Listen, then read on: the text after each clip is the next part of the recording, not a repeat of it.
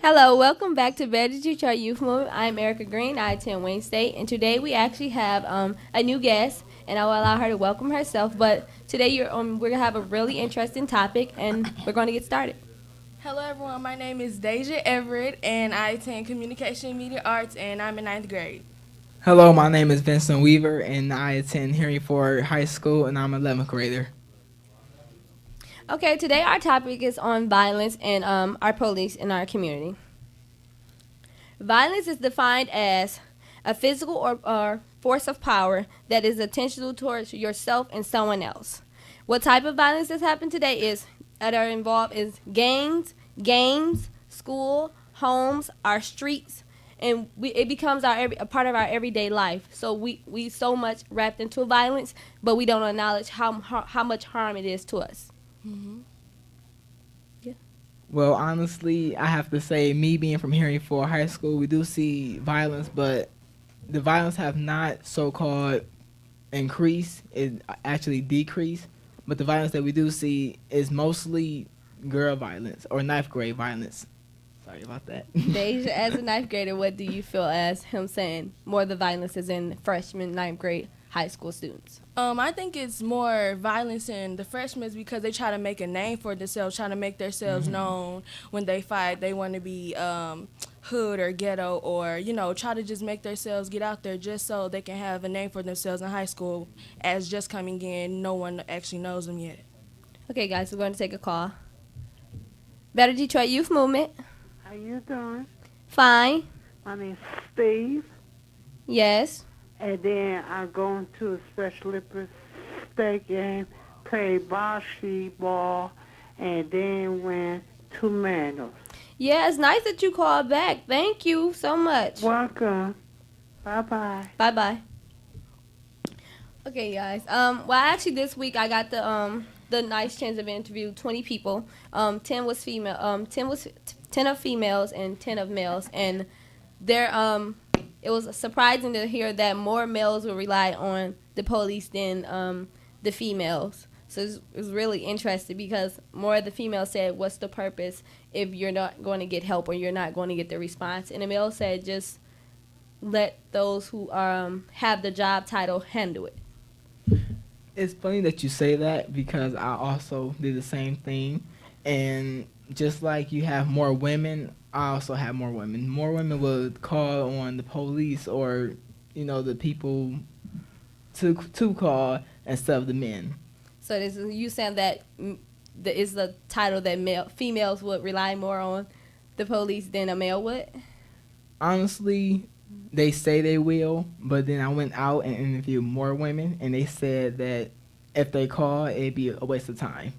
Deja, so what is your point of view on, would you rely more on the police or would you take things in your own hand or would you just walk away? I would most likely call the police, but I can see why most women would not rely on it because women mostly take care of everything in the home because it's not a lot of men in the home nowadays. So why would they call them? They carry everything themselves anyway. So. Oh, wow. So, Deja, as a high school student, there's a lot of violence. It's always said that high school keeps a lot of the violence in the city. So, how much violence have you seen or happened in your school or in your area where you live? I've seen a fight at my school, but that was just because, girls talk and stuff like that. And people do rev them up. Like, a girl actually came to my locker talking to her friends, and her friends was like, oh, go and fight her, stuff like that. So people rev them up just to fight them and just to see stuff. So I don't really like violence. I don't condone it, and I don't really like being in it. But, yeah, I do see it sometimes.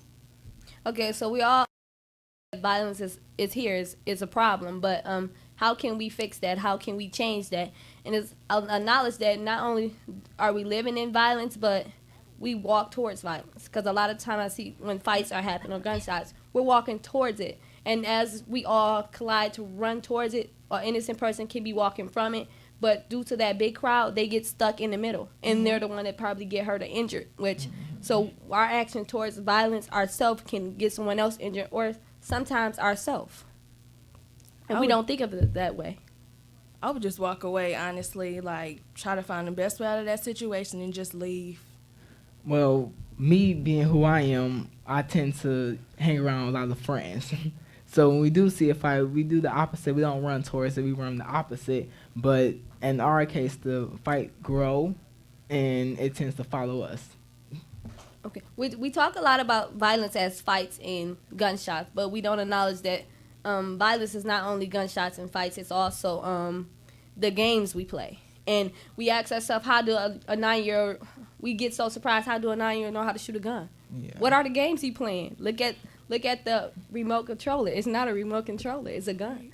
So that's your answer right there. If we allowing it to happen and we allowing them to play it, that should answer your question. I'm not saying that they can't play a game, but they get so much into it and it becomes life Real. to them.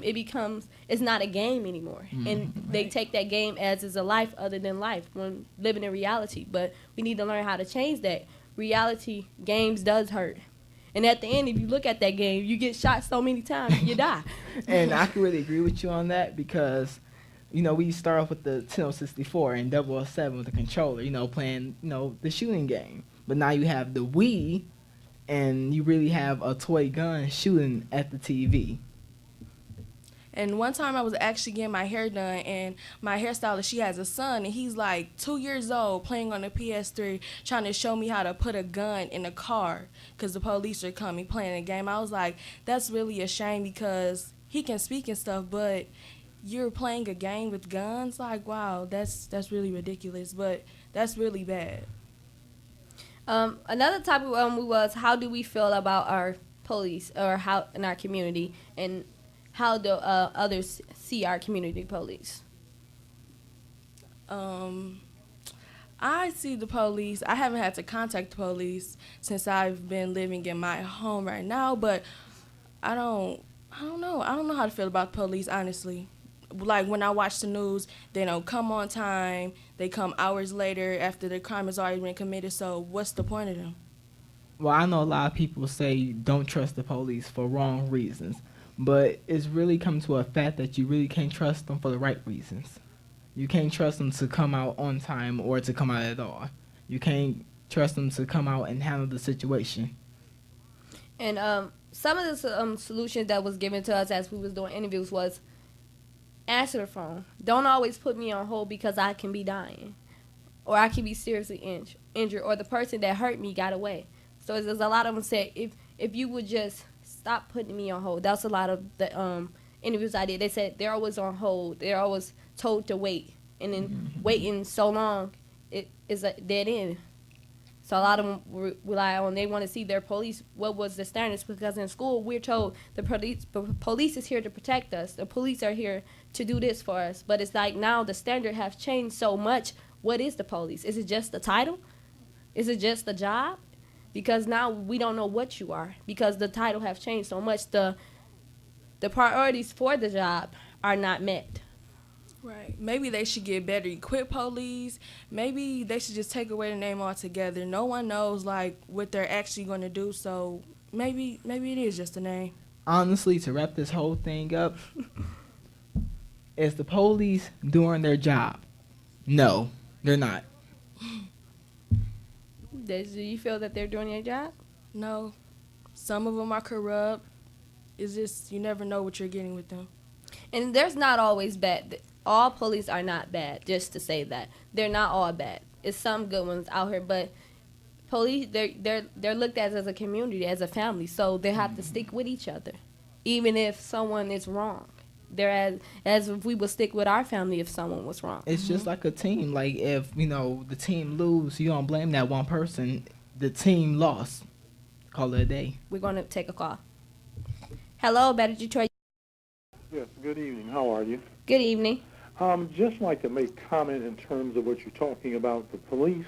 Mm-hmm. I'm a twice past president of the Great Northwestern District Police Community Relations Organization. Yes. And, as you mentioned about the police, they're a family, but the police are also a part of our family, meaning the citizens of the city. And, I have the utmost respect for those men and women who go out there and don their blue uniform and that badge to, do what they do to make it safer for us to get around and do our business. Now, don't get me wrong. I understand that crime it's entirely too high, okay? and it does need to, be brought down. But I don't know where you all live in terms of citywide, but I know over here in the northwestern area, where 6 and 8 precincts is, we have our community relations meeting. We just had one last night, but it's the last Monday of every month, with the exception of May. And right now we're kind of in transition. The place where we were holding our meetings was over at Bushnell Congregational Church, right there, northbound Southfield and Grand River. Yes. But they're having problems with the heating, so last night it was at Leland Missionary Baptist Church, and I'm not sure where the next one is, but I'll see if I can't stay tuned in to your program to let you know. But each police precinct or district, they have a police community relations department, and I would advise you all to go to those meetings. There's a god awful lot of information there, and you can actually, Detroit's finest, meaning Detroit police officers, they are there at those meetings, and they don't run the meetings. They are part of that family in terms of the gathering. Okay, thank you for calling in. We will take your advice in and go out even more. And not only just go, but join the community relations organization, and because like if we all did a little bit, a whole lot would get accomplished. You're right. Thanks for taking a call. You're welcome. Okay. Hello, Better Detroit Youth Movement. Yes, I can hear you. Can you speak up a little? Hello? Okay, you guys. So, well, we all knew that it was coming with the topic of getting calls about it, but we still have our opinion, and everyone's have their opinion of how they see the police. But we're not just coming from our own opinion, but we're coming from our community. Not just our community, but we're coming from our youth of what they see it as. Because if that's what they see it as, we need to change it and make it better as a community. Honestly, I do agree with you. But he had a point. We can go out and talk to the actual people that is working those shifts. And, I'm not saying give them any excuses, but get both sides of the story.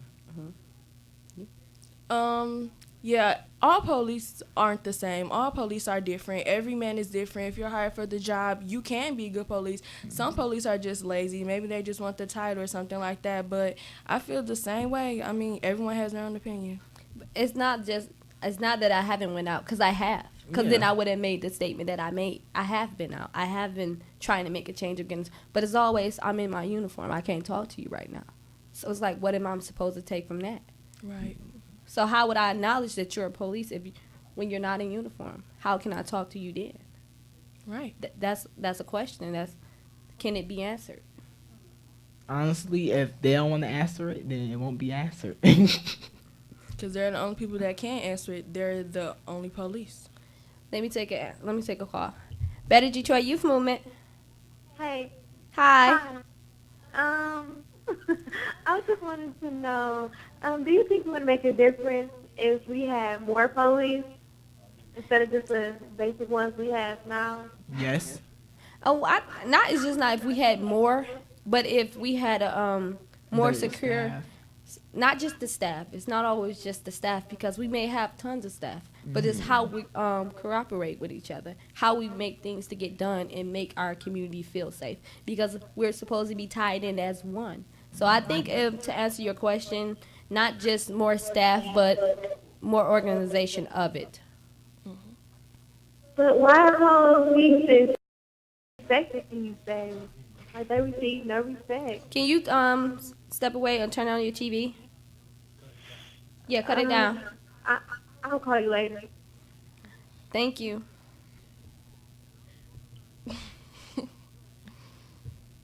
Better Detroit Youth Movement.